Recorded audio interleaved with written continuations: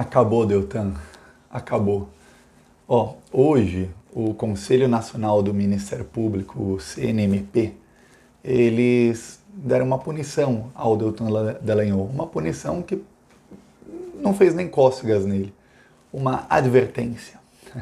Ele sofreu uma advertência, mas aí eu fui ler mais. Porque, primeiro, eu fiquei indignado. Falei, punição ao Deltan Dallagnol, uma advertência? É piada isso aí. Estão rindo da nossa cara. Estava todos esses dias dizendo que ele seria punido para chegar lá na hora e é uma advertência. Não, a coisa vai piorar. Eu vou falar disso, mas se você é contra Dallagnol, se você é contra Sérgio Moro, se você é Lula livre, Lula inocente, fora Bolsonaro, se inscreve no canal. Aqui é seu lugar. Vamos lutar juntos aí contra Bolsonaro e contra essa corja de bandidos que está se apossando do Brasil. Então, vem com nós, vem conosco. Agora vamos falar sobre o Deltan Dallagnol e sobre como os lavajatistas estão ferrados. O Deltan Dallagnol foi punido hoje e aí, logo depois, o Janot, que era o Procurador-Geral da República, amiguinho do Deltan Dallagnol, ele falou no Twitter, indignado, dizendo que é uma vergonha, que esse tipo de crítica que o Deltan Dallagnol fez ao STF, porque, para quem não sabe, ele foi punido por uma crítica que ele fez ao STF em abril do ano passado. Ele disse que o STF não citou nomes. Foi uma crítica bem velada. Ele não citou nomes, mas falou que esse tipo de decisão, no caso era uma decisão do STF, mostrava uma certa leniência com a corrupção. Ok. O Janot criticou, falou que esse tipo de crítica é crucial para a democracia. Os procuradores da Lava Jato todos foram ao Twitter em defesa do Dallagnol. O Dallagnol reclamou. Muita gente ligada à Lava Jato começou a reclamar. E aí na mesma hora eu pensei, caramba, peraí, tem coisa errada. Tá todo mundo reclamando demais, eles estão muito, mas muito bravos com uma advertência. Aí eu comecei a pesquisar, vamos ver casos iguais, que procuradores criticam, ninguém é punido. A advertência para o Deltan Dallagnol, só ele foi punido com advertência. Ninguém é punido com nada, geralmente isso é arquivado. E aí eu comecei a ler, o Deltan Dallagnol, ele tem mais 15 processos, fora isso, são 15 processos no CNMP.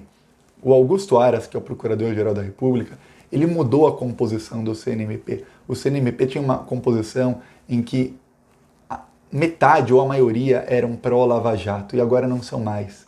Tanto é que o Deltan Dallagnol perdeu de 8-3 e todo mundo fala, os processos dele, ele vai perder todos de 8-3.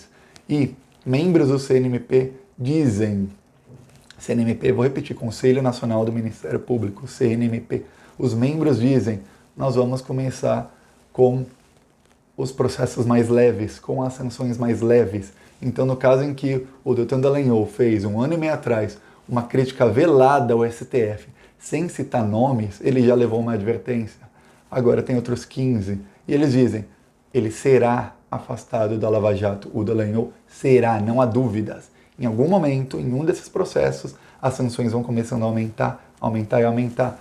Principalmente porque, primeiro, ele leva uma advertência por uma coisa. No segundo julgamento, ele pode até levar outra advertência, mas no terceiro vão falar, ele já tem 2 advertências. Não tem mais como ficar dando advertência, vamos dar uma sanção. Depois, esse cara já tem advertência, sanção.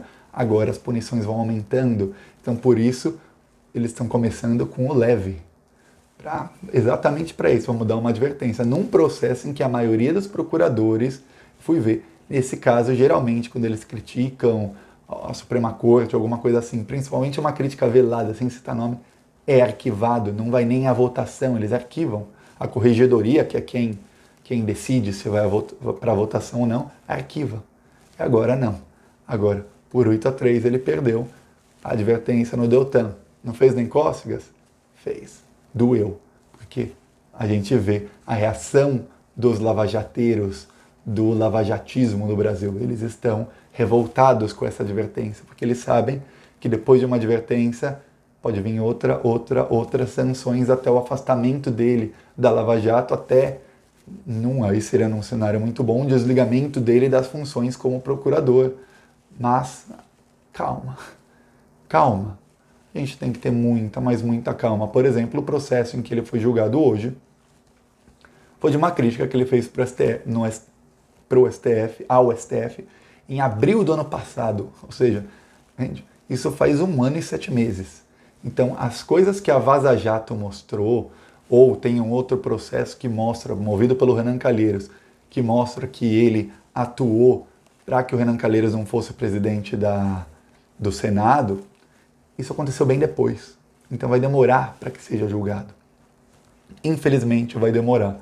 O que a gente tem que agora pedir e pressionar é para que os outros procuradores da Lava Jato também comecem a ser punidos. Porque não adianta punir o Dallagnol e deixar aquele Robito Pozzobon, deixar Monique Schecker, Laura Tesler e essa corja toda aí não, porque eles são todos suspeitos, todos eles estavam em conluio com o juiz, com o Sérgio Moro, mesmo alguns deles criticando o Moro em um momento ou outro, eles estavam todos em conluio, eram todos cachorrinhos de estimação do Sérgio Moro. O Sérgio Moro falava senta, eles sentavam, falava deita, deitavam, rola, rolavam.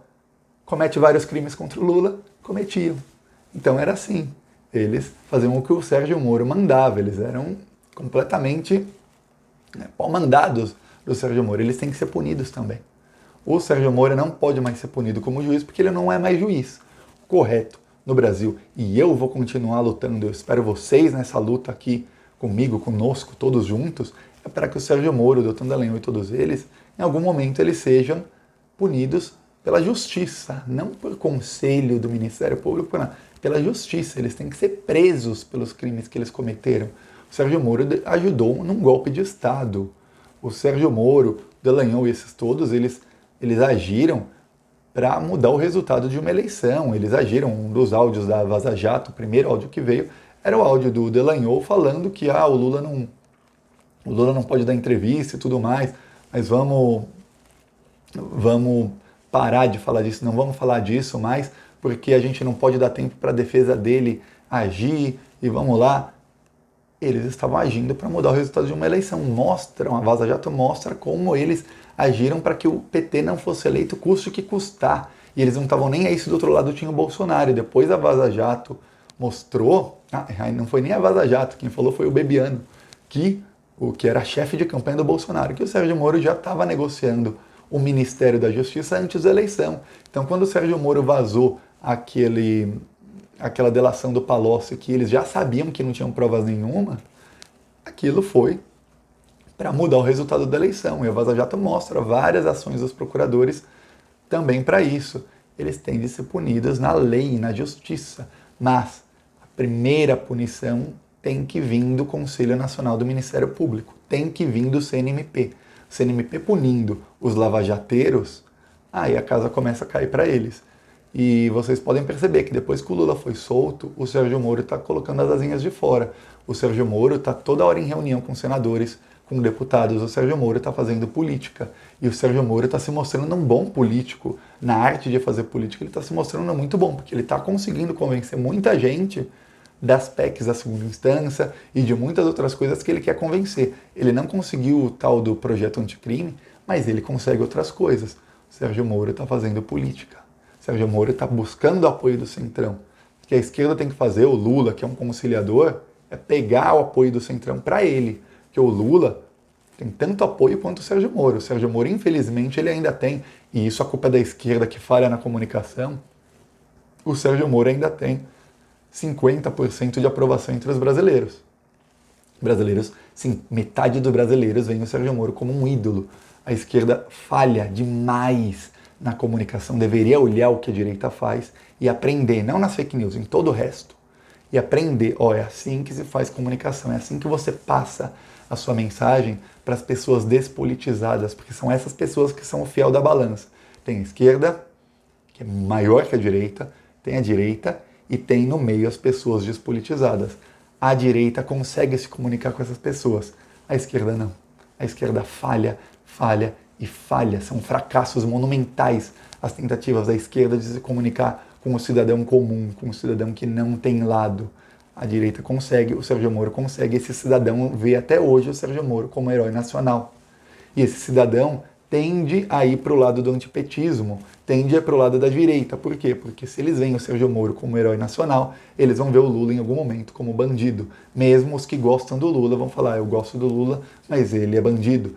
porque o Sérgio Moro é meu herói e o Sérgio Moro está contra o Lula. Isso é simples, é um pensamento simples.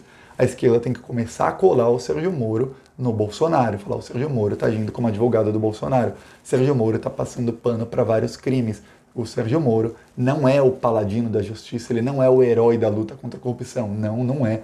O Sérgio Moro, ele é conivente com a corrupção, quando lhe convém, ele está agora puxando apoio do Centrão, porque o Centrão quer o quê? O Centrão quer voto.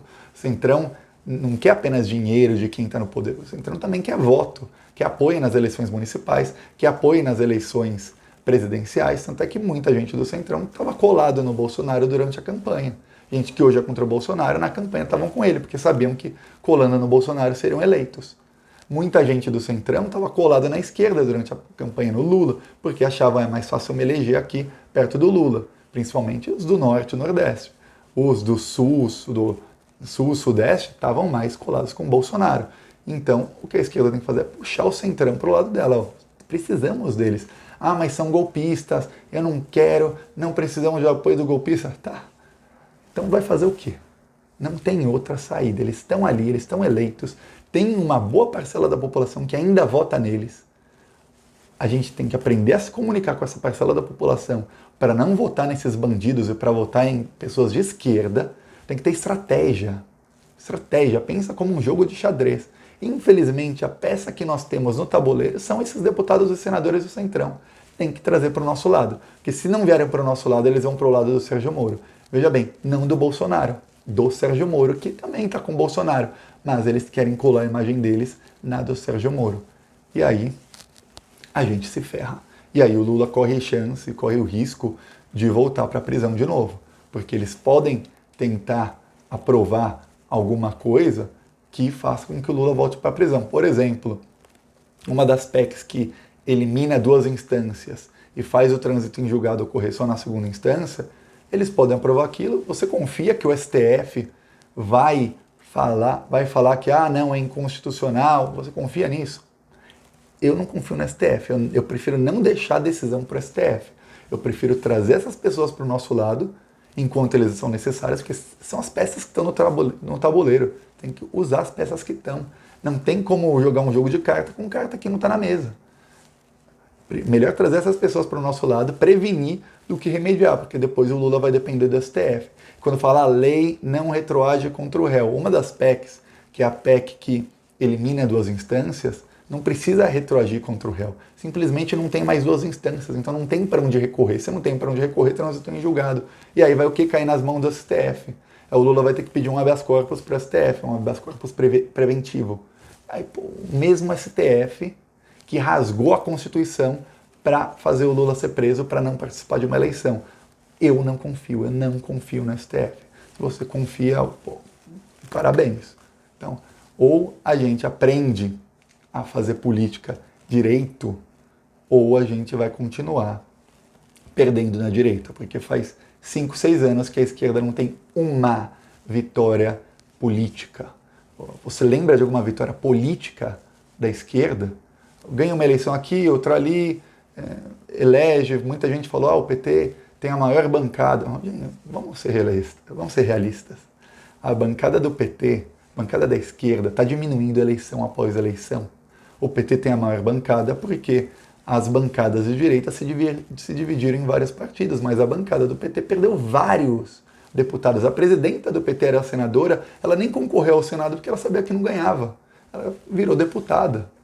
Então não adianta tapar o sol com a peneira assim, não adianta. Ou aprende a fazer política finalmente, porque nos últimos anos não sabe, desde que existe a tecnologia, a direita sabe usar a tecnologia, a esquerda não, ou vai continuar apanhando. É isso, e vamos pressionar, porque a casa do Deltan caiu. Independente de tudo isso, Deltan Dallagnol, a casa está caindo. Só esperar um pouco, calma, nisso a casa cai. Se a gente aprender, a esquerda aprender a usar as peças do tabuleiro e a se comunicar com um eleitor que não tem ideologia, aí a casa deles cai de vez. É isso, gente. Gostou? Curte, compartilha e se inscreve no canal.